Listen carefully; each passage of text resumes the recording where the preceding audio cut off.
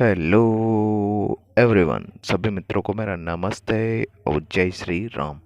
मित्रों, आज के इस वीडियो में हम बीएड व बीएसटीसी में जो सत्रीय डायरी होती है उस डायरी के बारे में जानेंगे। और आज का जो अपना प्रकरण है सत्रीय डायरी में वो है शिक्षा मनोविज्ञान। तो बिना किसी देरी के चलिए शुरू करते हैं आज के इस वीडियो को। सबसे पहले आपको जो आपकी जो सत्रीय डायरी है उसके अंदर हेडिंग डाल लेनी है ऊपर ऊपर शिक्षा मनोविज्ञान की। टॉपिक अपना है क्या है, शिक्षा मनोविज्ञान।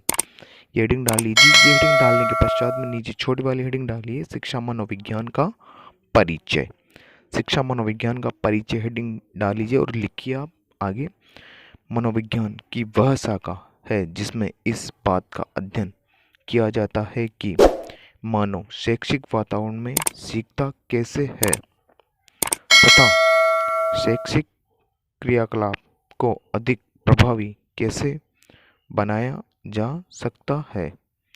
शिक्षा और मनोविज्ञान दो शब्दों के योग से बना है, शिक्षा और मनोविज्ञान। अतः इसका शाब्दिक अर्थ है शिक्षा संबंधी मनोविज्ञान। दूसरे शब्दों में यह मनोविज्ञान का व्यवहारिक रूप है और शिक्षा को प्रक्रिया में मानव व्यवहार का अध्ययन किया जाता है। जो शिक्षा की प्रक्रिया है उसके अंदर किसका अध्ययन किया जाता है, मानव के व्यवहार का अध्ययन किया जा सकता है। तो अपन कह सकते हैं कि अध्ययन करने वाला विज्ञान है, किसके व्यवहार के अध्ययन करने वाला विज्ञान है। इस अध्ययन की शाखा को मनोविज्ञान की शाखा से संबंधित किया जाता है। शिक्षा के सभी पहलुओं जैसे शिक्षा के उद्देश्यों, शिक्षण विधि, पाठ्यक्रम, मूल्यांकन, अनुशासन आदि को मनोविज्ञान ने प्रभावित किया है। तो ये हो जाएगा किसका, शिक्षा मनोविज्ञान का परिचय। शिक्षा मनोविज्ञान का परिचय होने के बाद में आपकी जो नेक्स्ट हेडिंग होगी वो हेडिंग हो जाएगी आपका शिक्षा मनोविज्ञान की परिभाषा। शिक्षा मनोविज्ञान की परिभाषा हेडिंग डाल लीजिए और आगे लिखिए इसके अंदर, शिक्षा मनोविज्ञान वह विज्ञान है जो शिक्षा की समस्याओं का विवेचन, विश्लेषण एवं समाधान करता है। शिक्षा मनोविज्ञान से कभी पृथक नहीं रही है। मनोविज्ञान चाहे दर्शन के रूप में हो रहा हो या उसने शिक्षा के माध्यम से व्यक्तित्व का विकास किया में सहायता की हो। तो ये हो जाएगी किसकी, शिक्षा मनोविज्ञान की परिभाषा। ये यहाँ तक लिख लीजिए। उसके बाद में आगे लिखिए आप इसी के अंदर कुछ जो विद्वान है उन्होंने कुछ परिभाषाएं दी थी शिक्षा मनोविज्ञान की, तो वो परिभाषा अपन लिख लेते हैं। जैसे स्किनर नाम का विद्वान था, उसने परिभाषा दी, शिक्षा मनोविज्ञान व्यवहार के अध्ययन करता है, व्यवहार का अध्ययन करता है। शिक्षा मनोविज्ञान का अर्थ शिक्षा से जो सामाजिक प्रक्रिया है और मनोविज्ञान ग्रहण करता है।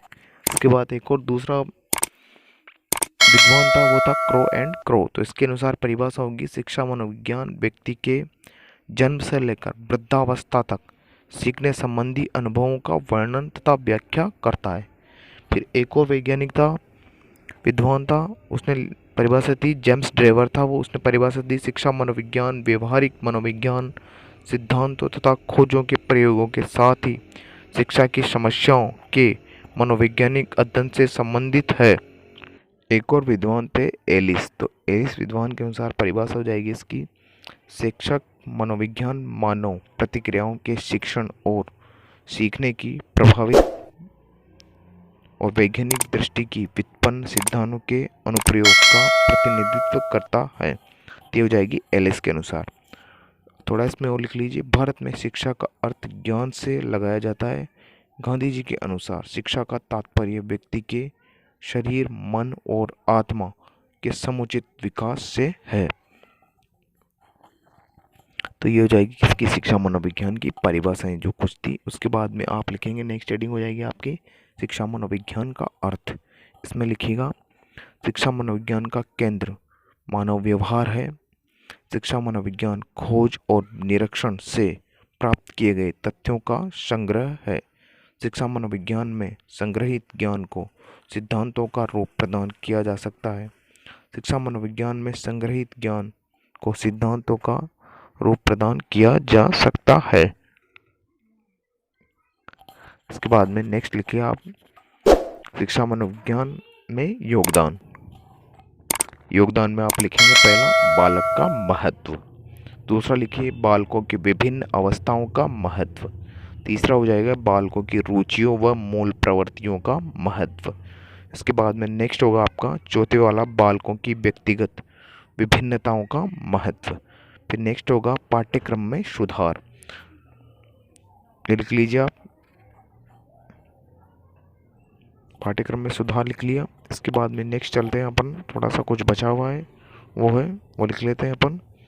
जो आपकी नेक्स्ट रीडिंग आएगी वो आएगी आपका निष्कर्ष। तो इसका क्या निष्कर्ष निकलता है, वो निष्कर्ष हो जाएगा विभिन्न लेखकों ने शिक्षा मनोविज्ञान के संबंध में विभिन्न परिभाषाएं दी है, इसलिए शिक्षा मनोविज्ञान के क्षेत्र के बारे में निश्चित तौर पर कुछ नहीं कहा जा सकता। इसके अतिरिक्त शिक्षा मनोविज्ञान नया तथा अपनत्व विज्ञान है, इसके क्षेत्र अनिश्चित हैं और धारणाएं हैं। इसके क्षेत्रों में अभी बहुत सी खोजें हो रही हैं और संभव है कि शिक्षा मनोविज्ञान की नई धारणाएं और नए निष्कर्ष और भी संभव है। शिक्षा मनोविज्ञान का क्षेत्र और समस्याएं अनिश्चित तथा परिवर्तनशील होती है। क्रो एंड क्रो को शिक्षा मनोविज्ञान की विषय सामग्री का संबंध सीखने को प्रभावित करने की दशाओं से है। तो इस तरह से आपको ये सारी चीज़ें लिख लेनी है। मित्रों, अगर आपको वीडियो अच्छा लगा हो तो प्लीज़ वीडियो को लाइक करें, कमेंट करें और चैनल को सब्सक्राइब जरूर करें, ताकि जब भी वीडियो डले तब भी आपको नोटिफिकेशन सबसे पहले मिले।